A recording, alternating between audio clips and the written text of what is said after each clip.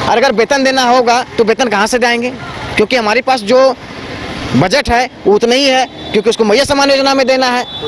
सरकार को transfer posting से मतलब है, और 9 साल के बाद भी जेटेट कंडक्ट नहीं करा पाएगा। हम लोग को फॉर्म भर के भी पैसा जो है वो मैया सम्मान योजना में बांट दिया। तो बहुत सारे ऐसे अभ्यर्थी जो ऑलरेडी जो जेटेट पास हैं, जो झारखंड में द्वितीय भाषा के रूप में उसका प्रावधान नहीं वैसे भाषा से पास किए हैं, और सुनवाई जो था उस प्रकार से कोर्ट में गुमराह किया गया था जेटेट के वकीलों के द्वारा। झूठा आश्वासन दिया गया था कि हम लोग जो झारखंडी नहीं है। पहला बात है सीटेट अभ्यर्थी हम लोग झारखंडी नहीं। ऑलरेडी जो है 1 लाख से अधिक अभ्यर्थी जो है जेटेट पास हैं, जो कि वो भी गलत था। 4-4 दिन अलग अलग जगहों पर एग्जाम दे के परेशान हुए हैं, सीटेट वाले जेटेट वाले दोनों हुए हैं, और बहुत ज़्यादा इस पर गुमराह किया गया है। जेटेट वर्सेज सीटेट कह सकते हैं कि झारखंड में इन दिनों ये बहुत चल रहा है। हमारे साथ बात करने के लिए चंदन है। चंदन, क्या कुछ मामला पहुंचा, कहां तक मामला पहुंचा सीटेट का? आप लोग आंदोलन करने के लिए एकत्र हो रहे थे, एकजुट हो रहे थे, कहां तक क्या कुछ मामला पहुंचा? हम लोगों ने पहल किया था कि जिस प्रकार से रिव्यू पिटिशन फाइल करना है, साथ में और बहुत सारी चीज़ें जो करनी है, जो कि मीडिया के हम सामने नहीं बोल सकते हैं, कि कुछ चीज़ें जो है गुप्त भी रखना चाहिए। लेकिन मैं बताना चाहता हूँ कि जिस प्रकार से माननीय सर्वोच्च न्यायालय के द्वारा जो फाइनल जजमेंट जो दिया गया था वो एक तरफा दिया गया था, और सुनवाई जो था उस प्रकार से कोर्ट में गुमराह किया गया था जेटेट के वकीलों के द्वारा। झूठा आश्वासन दिया गया था कि हम लोग जो झारखंडी नहीं है। पहला बात है सीटेट अभ्यर्थी हम लोग झारखंडी नहीं। दूसरी बात ये भी बोल दिया गया था कि ऑलरेडी जो है 1 लाख से अधिक अभ्यर्थी जो है जेटेट पास हैं, जो कि वो भी गलत था। तीसरी बात है कि ट्राइबल रीजनल लैंग्वेज के बात था। तो बहुत सारे ऐसे अभ्यर्थी जो ऑलरेडी जो जेटेट पास हैं, जो झारखंड में द्वितीय भाषा के रूप में उसका प्रावधान नहीं वैसे भाषा से पास किए हैं। खुद जो मुख्य उसके पिटिशनर थे वो अंगिका भाषा से पास किए। झारखंड की भाषा में अंगिका तो नहीं है, भोजपुरी नहीं है, मगही नहीं है, मालतो नहीं है, असुर, ये सारी भाषाओं का जो प्रावधान नहीं है। और जो बताना चाहता हूँ कि बहुत इसमें विसंगतियाँ हैं। ये परीक्षा जो है ना, हमको लगता है लास्ट में वही चीज़ होगा जो आदमी सोचा नहीं होगा कि रद्द ना हो, क्योंकि बच्चे इतना मेहनत के साथ 4-4 दिन अलग अलग जगहों पर एग्जाम दे के परेशान हुए हैं, सीटेट वाले जेटेट वाले दोनों हुए हैं, और बहुत ज़्यादा इस पर गुमराह किया गया है। और जब क्षेत्रीय जनजातीय भाषा बोला जाता है, आज हमारे जो पारा शिक्षक भैया लोग हैं, सर लोग जो हैं, उनके पढ़ाए हुए हम लोग छात्र हैं, क्या उन लोग क्षेत्रीय जनजातीय भाषा आज तक 16 साल 20 साल में नहीं सीख पाए? सर्व शिक्षा अभियान के तहत उन लोग बहाल हुए थे, उन लोग को एक बार मौका मिला, शायद पास नहीं कर पाए होंगे। हो सकता है कि कोई बीमार थे, कोई स्वस्थ नहीं थे, कोई मानसिक स्तर थोड़ा कभी हो सकता है। लेकिन एक एग्जाम से किसी का आदमी का हम भविष्य नहीं तय कर सकते कि जेटेट पास करिए तो बहुत विद्वान व्यक्ति है, ऐसा नहीं हो सकती है। आप देखेंगे बहुत सारे आईएएस हैं जो बड़े बड़े पदों पर, सर्वोच्च पदों पर गए, उसकी देखेंगे कि पहले सक्सेस थे, असफलता पाई, असफलता पाते पाते उन्हें संघर्ष किया, फिर सफलता पाई है। तो एक एग्जाम से वैसे पारा शिक्षक बंधु को भी उसको बाहर किया गया है कि जो उनको मौका मिला, जेटेट बार बार कंडक्ट नहीं किया जाता, एनसीटी के रूल का रेगुलेशन को फॉलो नहीं किया गया, और 9 साल के बाद भी जेटेट कंडक्ट नहीं करा पाएगा। हम लोग को फॉर्म भर के भी पैसा जो है वो मैया सम्मान योजना में बांट दिया, ये भी सोचिए। दूसरी बात है कि जो पारा शिक्षक बंधु लोग को जो सीटेट पास है वो भी हमारे साथ में आ गए हैं।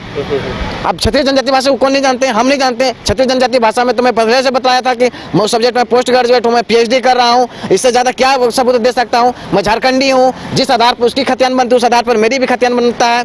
और जेटेट वो सब सोच रहे, उनकी मनसा इतनी पहले से खराब थी, वो सीधे नियुक्ति के लिए भी कोर्ट में फाइल किए थे, सुप्रीम कोर्ट में, जिसको रिजेक्ट कर दिया गया था, क्योंकि सीधी नियुक्ति नहीं हो सकता है। कि 2013 का जो दौर अलग था, क्योंकि 2013 में अपार शिक्षकों की कमी थी। उस समय शिक्षकों की कमी को दूर करने के लिए त्वरित जो था वो बहाल किया गया था और डायरेक्ट नियुक्ति किए गए थे। चलो, जेटेट का एग्जाम भी होना था, आप लोगों ने आंदोलन उसके लिए भी किया था, वो उसका क्या कुछ फलाफल निकला अभी तक? देखिए, मैंने सीटेट के मुद्दे को लेकर मैं शिक्षा विभाग गया था, शिक्षा विभाग में सारे मुद्दों को बात करते हुए मैंने जेटेट का भी बात किया था। तो जेटेट के सारी चीज़ जो भी था 2012 और 16 के अकॉर्डिंग्स वो सिलेबस बन के तैयार था, और जो 40% इस सेक्शन में पास करने का था वो भी हटा के वो तैयार है। लेकिन सरकार क्यों नहीं लेना चाहती है? हमको लगता है सरकार इसलिए नहीं लेना चाहती है, इसका मुख्य कारण क्या है? मैया सम्मान योजना। मैया सम्मान योजना क्यों है?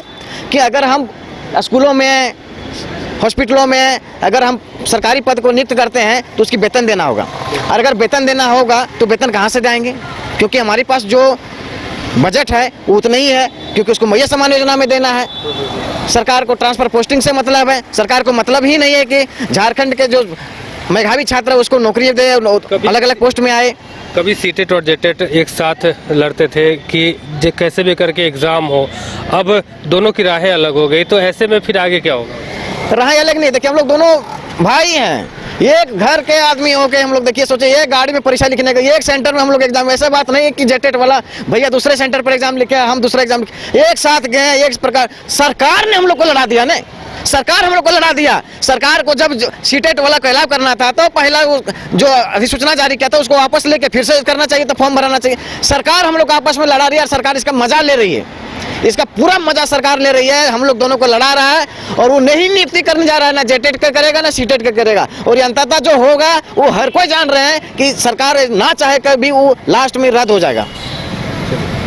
तो आगे की अब रणनीति जो होगी वो क्या होगी आप लोग? आगे की रणनीति है कि सीटेट अभ्यर्थी को मैं बहुत जल्द सारे मंत्री विधायकों से जो गुहार करूंगा। राज्यपाल महोदय के भी मैंने आज गया था जेक के मुद्दे को लेकर, लेकिन मैंने भी उस बात को रखा था और मैंने भी लेटर प्रेषित किया है। हम लोग को भी जल्द बुलाए जाएंगे और सीटेट के मुद्दों को लेकर हम लोग एक टीम जाएंगे और संगठन की ओर से, और उस बातों को हम लोग अवगत कराएंगे। और साथ ही साथ जो है माननीय मुख्यमंत्री को भी हमने लेटर प्रेषित किया है। और जितने भी विधायक हैं, पक्ष विधायक हैं, विपक्ष हैं या जो निर्दलीय हैं, सारे विधायकों से मैं एक गुहार करूंगा कि किस प्रकार से झारखंडियों के साथ इमोशन के साथ खेले जा रहे हैं, किस उसके दर्द को हम लोग सारी चीज को बतलाएंगे कि हम लोगों ने उस प्रकार का एग्जाम दिया, चर्चा विभिन्न सेंटरों पर दिया और आज एक घर के व्यक्ति को दो भाग में बांट के सरकार क्या चाहती है, क्या राज करना चाहती है। मैं धन्यवाद इतने बताना चाहता हूँ। ये राज्यपाल के पास आप पहुंचे थे महामहिम से मिलने के लिए, ये जेटेट और सीटेट के मामले को लेकर क्या कुछ बातें हुई, क्या कुछ आश्वासन मिले? सर ने बोला कि आप लेटर प्रेषित किए हैं तो आपसे आप मिलने के लिए आपको अवसर दिए जाएंगे। और जो ये बात है मैंने इसको संज्ञान में लिया था, मैंने ध्यान देखा है, न्यूज़पेपर के माध्यम से पढ़ा था, तो ये बहुत बड़ी मुद्दा है। क्योंकि मैंने बोला कि सर झारखंडी कौन है यहाँ पर, तो मेंशन नहीं किया गया है कि वो झारखंडी, और उन लोग बोल रहे हैं कि हम लोग बाहरी हैं। तो हम एक ही घर का, मेरा घर वाला अगर जेटेट पास कर गया तो क्या झारखंडी हो गया सर, और मैं सीटेट हो गया तो मैं क्या कब से बाहरी हो गया? तो उन्होंने बोला कि जब आप आइएगा पत्र के माध्यम से पत्र, तो उसके बाद हम आपको से जो है वार्तालाप करेंगे और उस विषय पर वस्तु पर बात करेंगे। तो ये थे हमारे साथ चंदन जिन्होंने सीटेट का एग्ज़ाम दिया था, लेकिन अब सुप्रीम कोर्ट के आदेश के बाद ये लोग एकजुट हो रहे हैं और कहीं ना कहीं एक सॉल्यूशन ढूंढ रहे हैं कि कैसे करके ये जो सुप्रीम कोर्ट का जो ये आया है फैसला आया है उसको लेकर के क्या कुछ निर्णय लेते हैं। और उसके अलावा साथ ही आज जेटेट और सीटेट के मामले को लेकर के भी आज पहुँचे थे, राज्यपाल से भी मिला, हालाँकि मिलने आए थे जैक बोर्ड को लेकर के, लेकिन जेटेट का भी ये मामला जो है राज्यपाल के समक्ष रखे हैं। अब राज्यपाल ने आश्वासन दिया है कि सब कुछ पर निदान होगा, बस थोड़ा सा इंतजार कीजिए। अब देखना दिलचस्प होगा कि तमाम मुद्दों को लेकर के क्या कुछ निर्णय आता है। और जो राज्य के बहुत सारे ऐसे अभ्यर्थी हैं जो जेटेट का भी एग्ज़ाम दिए हैं, सेटेट का भी, सीटेट का भी एग्ज़ाम दिए हैं, अब इंतजार भी है कि जेटेट का एग्ज़ाम माफ़ कीजिए जेटेट का एग्ज़ाम कंडक्ट करवाने के लिए भी लोग आंदोलन कर रहे हैं। अब देखना दिलचस्प होगा। फिलहाल मुझे और हमारे सहयोगी गौरव को दी इजाज़त, नमस्कार। विश्व स्तरीय मेडिकल सुविधाओं से युक्त रांची का देवनिका हॉस्पिटल, जहां है neonatal ICU, burn intensive care unit, modular operation theatre, 24/7 emergency trauma service, multi disciplinary ICUs, emergency care, MRI, CT scan, advance cath lab, fully automated path lab, echo, ultrasound, ultra modular patient beds और pharmacy. Devnika hospital and research centre, किफायती दर पर विश्व स्तरीय इलाज, ancillary chowk, Tupudana industrial area, Ranchi. 5 राज्य, 61 शहर, 150 project और एक वास्तु विहार। नई सोच, नया घर, बनाए रखिए अपना प्यार, सेवा में है वास्तु विहार।